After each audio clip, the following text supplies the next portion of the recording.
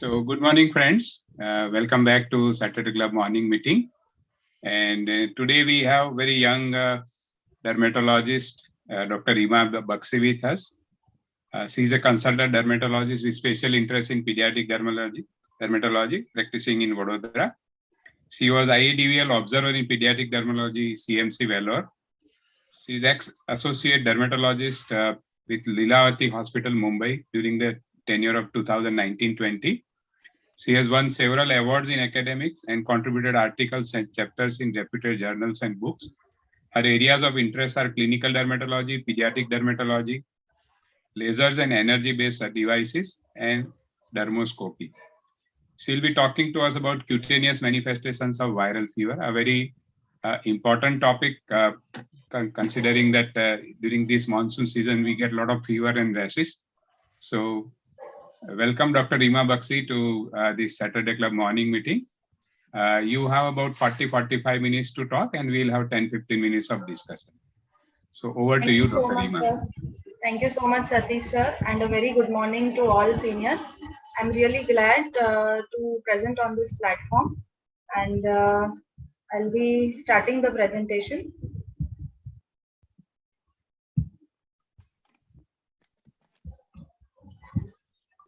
So coming to the cutaneous manifestations of viral fever.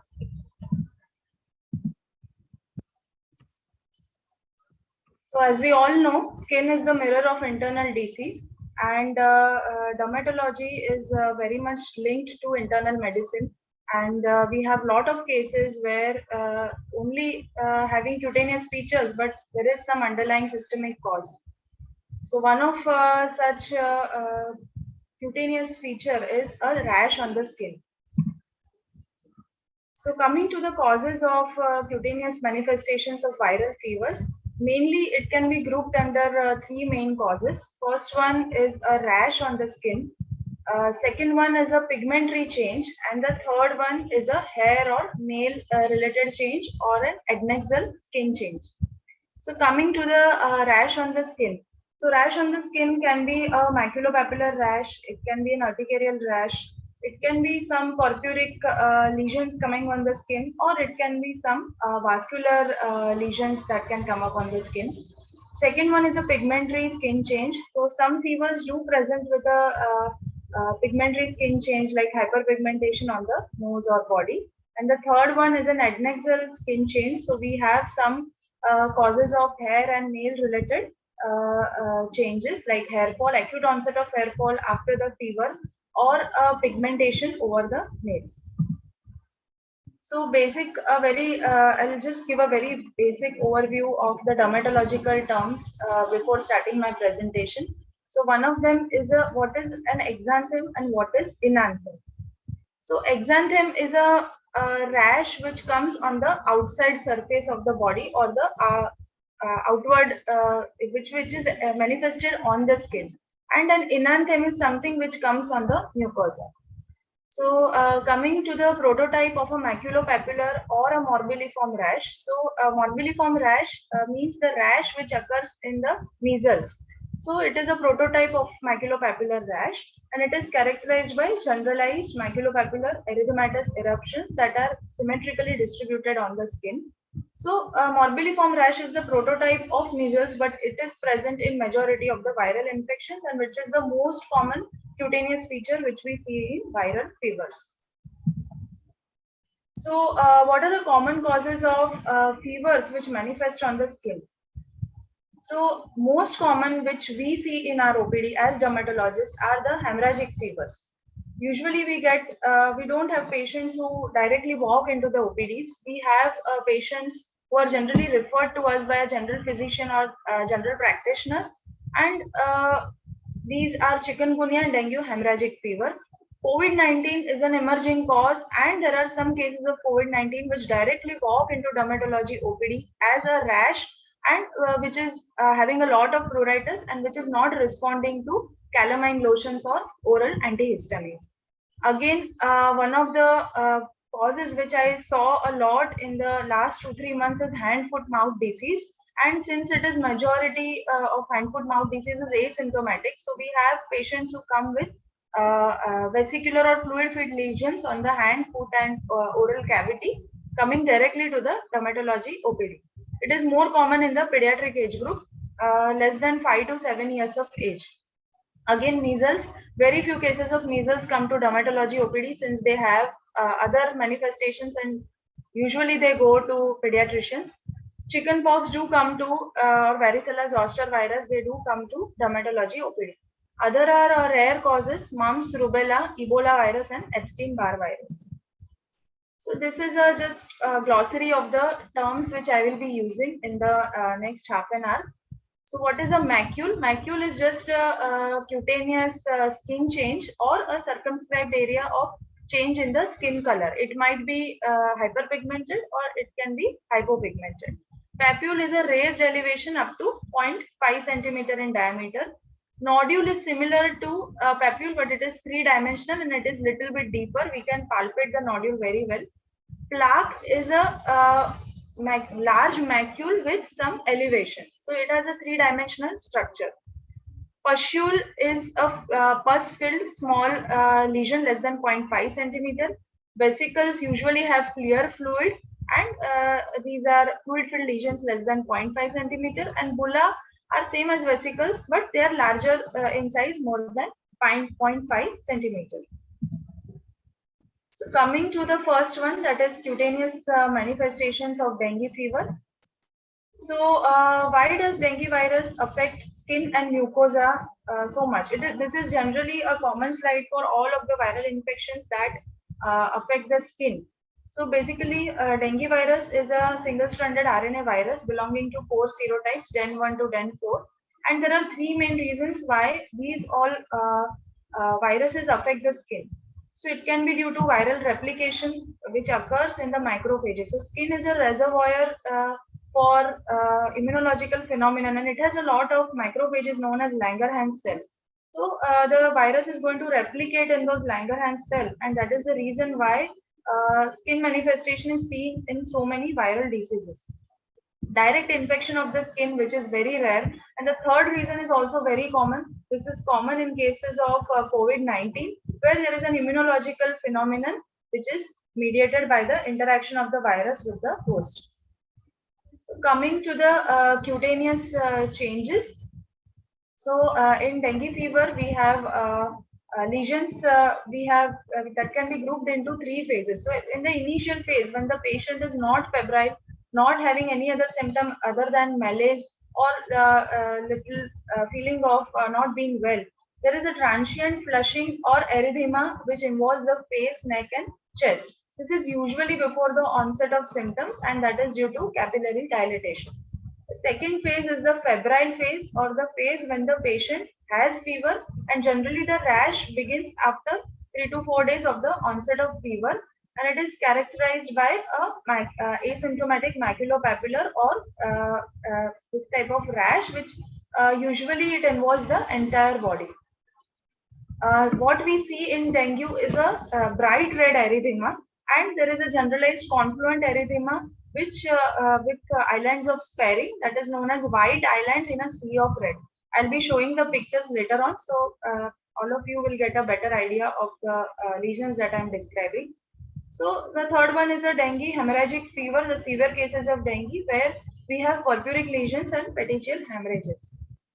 So mucosal lesions are also common in dengue and chikungunya. We have conjunctivitis, uveitis, redness of the sclera, that is known as scleral injection, and oral access ulcers or small vesicles that come on the soft palate, and crusting of the lips and tongue. So this is the diffuse exanthomatous rash. Very bright erythema that is blanchable is present in the initial phase and in the febrile, after the febrile phase is over. This is white islands in sea of red. You can see the few white spots. There is bright red erythema with few white spots in between. So there is those white spots are spread, that is known as white islands in sea of red. These are the purpuric rashes or petechial hemorrhages that come up on the hand and foot. Again, that is due to the platelet destruction and thrombocytopenia that is going on. So it is usually common after the febrile phase is over. We also have mucosal manifestations like conjunctivitis and scleral injection. So this is a summary of the just very much in brief of the common manifestations that we see in dengue fever. So coming to the next, that is cutaneous manifestations of chikungunya. So again in chikungunya, similar to dengue fever, we have some manifestations which go on during the febrile phase and few ones which go on after the febrile phase is over. So during the febrile phase, we have again maculopapular rash. Maculopapular rash is something which is common in majority of the fevers. So we have morbilliform eruption, generalized erythema, and this is something which I have seen once or twice. That is exacerbation of the pre-existing dermatological condition. So patient who has high-grade fever admitted in a physician's indoor setting with underlying dermatosis like lichen planus or psoriasis, it gets aggravated when the fever is going on. So most probably the likelihood of chikungunya, it should be suspected, and I have seen 2 or 3 patients with this. So due to the immunological phenomenon, the existing dermatological condition gets aggravated. We have generalized urticarial lesions and some ulcers. This also I have seen once, where we have ulcers in the intertriginous areas or in the groin fold and involving the penile and the perineal part. So the second one is during the convalescence or after the febrile phase is over. We have hyperpigmentation mainly involving the face. The nose is a very common sign for hyperpigmentation and it is known as chick sign. I'll be showing the images later on. There is generalized xerosis or dryness of the skin with desquamation of the palms, or the peeling of the skin on the palms and soles is very common after such fevers. Mucosal lesions like aphthous ulcers, macules on the lips, crusted lesions on the lips, these are common. So coming to the first one, you can see a diffuse maculopapular rash in the first image. The second image has vesiculobullous eruption. This is also common in chikungunya. Some vesicles or vesiculobullous eruptions that can be seen. The third one is a Millian's ear sign. This is known as Millian's ear sign. This is classically seen in erysipelas or bacterial infection, but it is also seen in chikungunya where there is redness involving the pinna. And fourth one is a worsening of the existing dermatosis or worsening of the scar. This is a pigmentary skin change. First is you can see pigmentation on the face of this lady with underlying edema of both hands. The second image also pigmentation is very much evident. So pigmentary skin change is common in patients who are having dark skin. The third one is a nose and palatal pigmentation. It is also seen in neonates. So it is a diagnostic sign and it is known as chick sign. CHIK. From chikungunya, they have named it as chick sign. This is also aggravation of the existing lesion of melasma post chikungunya. These are some aphthous ulcers, and as I described, some ulcers involving the groin fold or the intertriginous area. They are also very common in chikungunya. Again, pigmentation, some nail changes also they have never seen, but they have been reported. Some pigmentary changes on the nails, so nail plate hyperpigmentation and black uniform. So this is a summary, or this was a summary of the cutaneous manifestations of chikungunya. Coming to the next one, COVID-19. Just a brief overview of the cutaneous manifestations of COVID-19. That is a maculopapular rash, again very common in all of the fevers. Geographic tongue. Papulovesicular skin rash, this is something which is very much peculiar to COVID-19, and I have seen this 1 or 2 patients I have seen with only papulovesicular skin rash, low-grade fever and malaise. I had suspected chickenpox. I have given antiviral. It didn't improve with acyclovir, and there was intractable pruritus. So I had to refer it to a general physician. This is retiform purpura or purpuric lesions. It is common in severe forms of COVID-19, and some vascular lesions, that is pernio, like some vaso-occlusive or purpuric lesions which occurs on the extremities, that is hands, fingers and toes. It is known as COVID toes, and urticarial skin rash. So this is the first image, that is maculopapular or the morbilliform rash. Usually it accompanies or it precedes the onset of fever in COVID-19. We have a generalized maculopapular or exanthematous rash.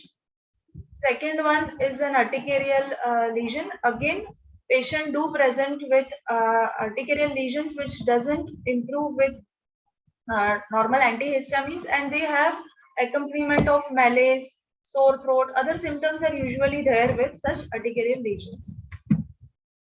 This is a very peculiar and unique sign pertaining to COVID-19. It is known as COVID toes, where we have some occlusive phenomenon. It is due to the thrombotic phenomenon, which an inflammatory response which occurs with COVID-19. It is usually occlusion of the distal arteries and distal arterioles, leading to such lesions on the extremities. They are known as COVID toes.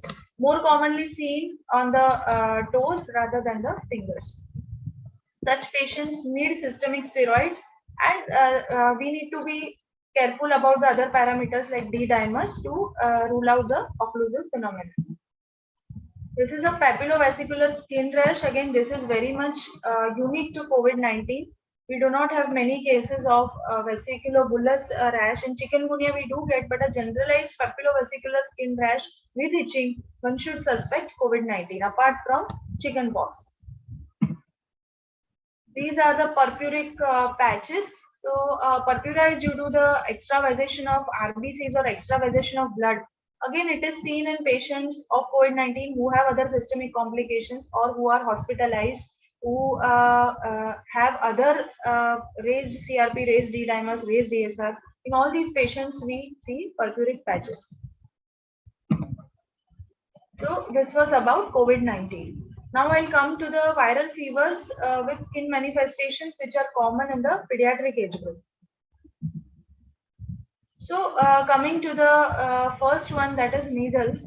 So incidence of measles has decreased after vaccination, and I have rarely seen any patient of measles coming, particularly a child coming directly to me. I have seen adult cases, one or two cases of adult measles when I was doing my residency, and which present with very severe symptoms.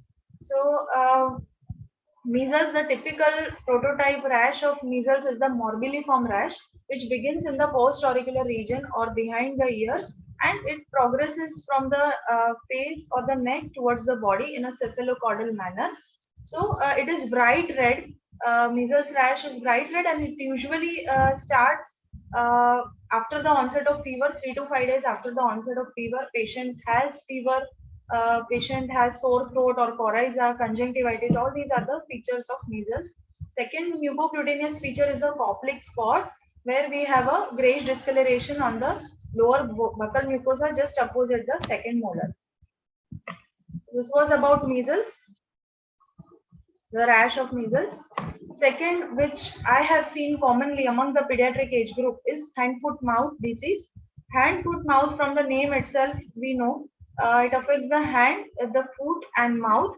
It is due to Coxsackie virus and which is an enterovirus. And usually in the pediatric age group, I have seen that lesions, they are also affecting the lower limbs, buttocks, all these areas. And patients are asymptomatic. They have mild pruritus. Fever, usually it is not present in majority of the cases, but the parents are very much concerned because such lesions suddenly erupt over a period of 1 or 2 days on all these areas. So when we examine the oral cavity is usually asymptomatic. They don't complain of anything, but when we examine the oral cavity, they have some enlarged tonsils and some lesions which affect the buccal mucosa. So this is a self-limiting conditions. I have seen prescriptions of many pediatricians. They don't treat, which I have also adopted in my practice. And I just give, if the patient complains, I give symptomatic antihistamines according to pediatric dose, and I give a topical antibiotic for the vesicular lesions. So this was about hand, foot, mouth, which is a self-limiting illness. Again, varicella zoster. This is also chickenpox, self-limiting illness. In the pediatric age group, It erupts, multiple vesicles are there, and it is known as dew drops on rose petal. That is, it looks like small vesicular lesions on an erythematous base. It looks like some drops of water have been put on rose petals. So it occurs, it is a centripetal rash. Usually the central part of the body is affected, following by the extremities. We have other symptoms along with this, like fever, sore throat, malaise. And again, uh, I have seen pediatric age group chickenpox presence less in our OPD. Adults do come to our OPD with chickenpox, and I have seen complicated cases, indoor patients, indoor references for chickenpox. So in the adult age group, I have seen more hemorrhagic or purpuric lesions rather than vesicular lesions. And these patients of varicella zoster, they have systemic manifestations like delirium or some varicella zoster encephalitis. I've seen one patient with that. So they usually have a systemic manifestation when they present in the adults. Thrombocytopenia again is common in such patients in the adult age group. So coming to few other causes, rubella, again, I have never seen rubella in my OPD. So they say that the rash of rubella is like measles only, but the progression, it is complete within a few hours. It is faster than measles and it is of light color. That is how they differentiate the maculopapular rash of rubella from measles. Rubella is also known as German measles. So there is no residual pigmentation after fading of the rash. Next one is the exanthem subitum, or we call it as a roseola infantum. It is a 3-day fever which is due to HHV6 or human herpes virus 6. So it shows a unique progression in which the fever lasts about 3 days and the rash appears as soon as the fever ends. Again, it spreads to the neck, face, and extremities. It is common in the neonatal and in the toddler age group. Erythema infectiosum, it is due to human parvovirus B19. This is something which we used to get in our pediatric spotters. That is a slabbed cheek appearance, or the child has intense erythema on the cheek. So they do persist for a while and peak for the middle of the 6th day, and then they disappear on the 7th to 9th day. So they are common in the school age children. Coming to rare causes, that is enteroviral infection and rotaviral infections. Again, they present with maculopapular rash and urticaria, and which is not very much specific. And this is another cause is an acute infectious mononucleosis, where the patient has been given beta-lactam antibiotics, that is penicillin derivatives, for fever, and after that we have a maculopapular rash with lymphadenopathy, which develops after 2 to 7 days. There are other features like pharyngitis, lymphadenitis, and enlargement of the liver or spleen. So this is just this caricature just showing the three causes, that is rubiola or the ordinary measles, presents with conjunctivitis, cough, coryza, fever, with oblique spots on the buccal mucosa, and rash which starts from the post-auricular region, progresses in a cephalocaudal duration. Second one is a rubella or the German measles with Forsheimer spots, lymphadenopathy, mild fever, and a rash which is milder than measles and which is going to again spread cephalocaudally. The third one is a roseola infantum or the exanthem subitum, again affects young children, and it is caused by HHV6 with abrupt high fever, and after the fever subsides, the rash is going to develop starting on the neck and trunk and spreading to the face and extremities. So coming to the management of all of these symptoms. So for the maculopapular rash, what I prescribe is a systemic antihistamine. Usually I prefer levocetirizine over dexchlorpheniramine and chlorpheniramine. I also give fexofenadine and bilastine in patients who are young and who are working from home, or they have some housewives who have to see the other household chores also. So I prefer levocetirizine 10 milligram BD, and dose is variable according to the symptom or according to the severity of the pruritus. Even if the patient doesn't complain of pruritus, antihistamines do help in reducing the erythema. So I do prescribe antihistamines even in asymptomatic maculopapular rash. Systemic corticosteroids I do not prescribe frequently, and I never prescribe it before knowing the cause of fever. If the patient is directly coming to my OPD, I do refer to a physician or a pediatrician. After the cause is diagnosed for the fever, then corticosteroids can be started later on if the rash is not responding. Systemic corticosteroids do have a role to play in COVID related skin lesions, especially the vaso-occlusive or the COVID toes. Topical, I do prescribe calamine lotions, which are usually over the counter, and topical steroid lotions like fluocinolone acetonide, a very mild topical corticosteroid, and betamethasone dipropionate, that is 0.05%. I do prescribe both of them. I do not prefer clobetasol or combination creams for such type of rashes. Again, emollients or moisturizers, they are very important, because what these patients have, they have exfoliative or desquamative lesions, which involve usually the palms and soles and the entire body. Once the rash has subsided, this has a role to play. So emollients are very much important. Bites of paraffin or a petroleum jelly is quite good for palms and soles.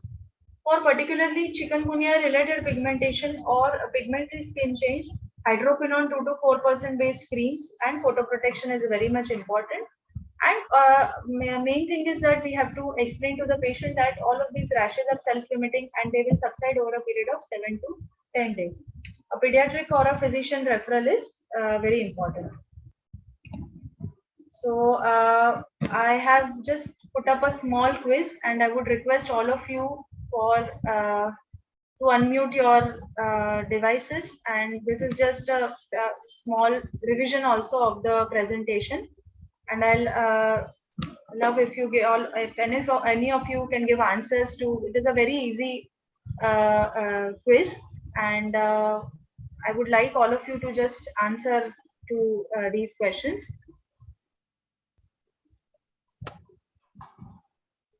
So coming to the first one, coming to the clinical diagnosis and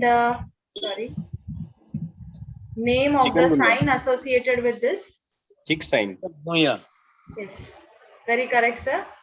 And clinical diagnosis? Chikungunya. Great. Okay. Second one, sir? COVID. COVID. Yes. So in which form of COVID is this more common? And what is the reason behind COVID toes? Thrombotic occlusion or a thrombotic manifestation. Yes, yes, yes. Great. Second, third one? Dengue. Dengue, island in ocean. Yes, sir. Yes, yes. So these are the islands, white islands in Sea of Red. This is something which I have not discussed in my presentation, but Pityriasis rosea. very correct, sir. Yes. This is pityriasis rosea. It is one type of asymptomatic rash which develops after mild URTI. It is usually caused by human herpes virus 6, but what we see is a Christmas tree distribution of the rash, and usually we have the first patch. The neighboring image is the herald patch or the first patch that comes in the pityriasis rosea with scaling on the edges of the rash. So that is known as scale of Coleret. This is pityriasis rash of pityriasis rosea. You can see the Christmas tree distribution of the rash, which is commonly seen on the trunk, and the herald patch, which is going to proceed the rash. Usually this is asymptomatic, but the only problem with pityriasis rosea is that it stays for a very, very long time. So patients, especially the pediatric population, parents are very much concerned that it stays for 2 to 3 weeks. So we just have to explain to the patient that it is going to subside on its own. It is a self-limiting illness. I do give antihistamines and topical steroid lotions for the rash. So coming to the summary of the various viral causes that we have discussed. So coming to the viral exanthems, it can be grouped into maculopapular, petechial or purpuric and papillovesicular. When we have maculopapular exanthems with arthralgia or myalgia, having various signs and symptoms, like if there is abrupt onset of high fever, suspect chikungunya and Ebola, when it spares hands and feet, that is dengue fever, usually affects the trunk. So with arthralgia and myalgia, it can be there. HIV and Zika, again, rare causes. Presenting with low-grade fever with conjunctivitis, suspect Zika virus. With GI symptoms, again in pediatric age group, suspect rotavirus. Rash in the pediatric age group, which is going to spread downward, suspect measles and rubella. Again, HIV, we do see maculopapular rash after the initiation of ART due to the variation in the CD4 count. Coming to the maculopapular rash with mucocutaneous manifestations like Koplik spots, oral manifestations, suspect measles, with petechial or purpuric rash having anosmia or change in the taste, suspect COVID-19, with retroorbital pain, again suspect dengue fever, a papillovesicular rash with lesions which are located on the hands, feet, mouth and buttocks, and suspect hand, foot, mouth disease, and with acral distribution of the papillovesicular rash, suspect COVID-19. So papillovesicular rash, hand, foot, mouth disease in the pediatric age group and COVID-19 in the adult age group is common. These are my references. And thank you so much for patient hearing. I would love to hear from you questions, any comments or suggestions. You are most welcome. Thank you, Dr. Rima. Excellent, brief and very comprehensive presentation with a lot of pictorials. Thank you, sir. So, thank you, sir. Thank you so much for this elaborate talk. Now the house is open for questions, comments, and I appreciate, I want to put it on record, Dr. Kiran Shah's help in getting us Dr. Rima Bakshi as our guest speaker today. So thank you, Kiran Bhai. And you as physician. Thank you so much, Kiran sir, and for giving me this opportunity. Dr. Kiran, you can have some comments and yes. about one comment which I would like to make is that especially in dengue or any viral fever, there is no relation of severity of this cutaneous manifestation and disease. Okay, Especially it is very true in dengue. Okay, sir. So, Rima, you can stop also the screen sharing. You can stop the screen sharing. Sure, sir, sure. Yeah. So dengue fever, have you seen petechial hemorrhages in mild cases also? Yes. Okay, sir. There is no correlation with severity of dengue and there is no correlation with the platelet count also. Okay, sir. Okay, right.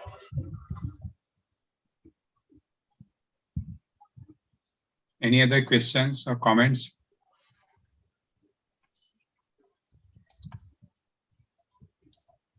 Somebody has asked about what about drug rash?